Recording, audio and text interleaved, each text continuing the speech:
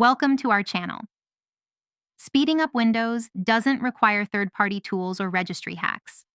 By adjusting built-in settings and removing unnecessary programs, you can significantly improve your computer's performance. Step 1. Disable startup programs that you don't need running immediately when your computer boots by opening Task Manager and reviewing the Startup tab. Step 2. Uninstall unused programs through the Settings app under Apps to free up disk space and remove software that may be running background processes. Step 3. Disable visual effects by searching for performance options in Windows and adjusting for best performance, or customize which effects to keep. Step 4.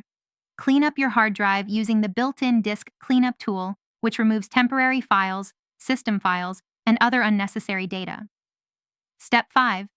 Disable unnecessary Windows services by typing services into the search bar and setting services you don't use to manual or disabled startup. Step 6. Adjust power settings to high performance mode, which prevents Windows from limiting CPU speed to save energy. Step 7. Disable search indexing on drives that don't contain frequently searched files, reducing background disk activity. Step 8. Turn off background apps that don't need to run constantly by going to Settings, Privacy, and Background Apps. Step 9. Update Windows and all drivers to ensure you have the latest performance improvements and bug fixes. Step 10. Consider upgrading to an SSD if you're still using a traditional hard drive, as this single upgrade provides the most noticeable performance improvement.